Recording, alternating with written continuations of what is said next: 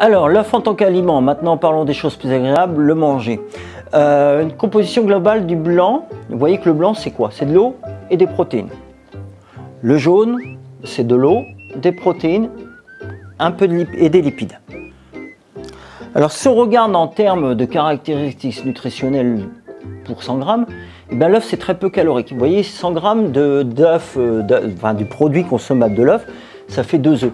C'est uniquement 150 calories, sachant qu'un homme en bonne santé a besoin à peu près de 2200 calories par jour, une femme à peu près 1800 en 2000. Vous voyez que c'est très peu. Il y a des protéines, 12 grammes 3. C'est la valeur biologique la plus élevée, c'est la référence de l'Organisation mondiale de la santé, la référence 100. C'est plus équilibré que le lait maternel ou que le lait de vache.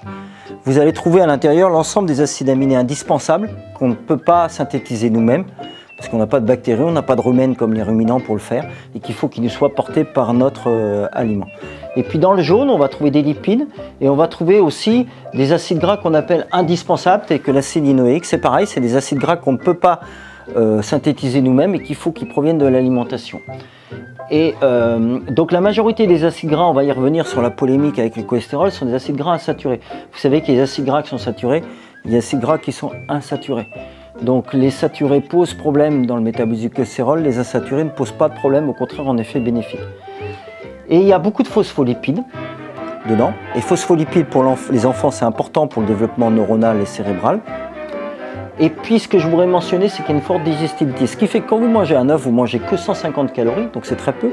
Mais pendant 4 heures, vous n'aurez pas faim, parce que ça va rester longtemps dans votre intestin, le temps que toutes les molécules soient assimilées. Si vous allez chez McDonald's ou un autre fast-food, qu'est-ce qui se passe? Vous allez avaler 1500 calories, mais 1 heure après, vous aurez faim.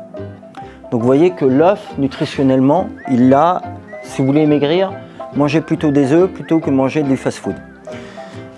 Par ailleurs, il y a une richesse en vitamines. Toutes les vitamines du vivant sont présentes, sauf la vitamine C qu'on trouve dans les végétaux. Et puis par ailleurs, il y a une grande richesse en choline, qui est une molécule qui est essentielle au développement neuronal. Et puis vous allez trouver un certain nombre de minéraux tels que phosphore, fer et soufre.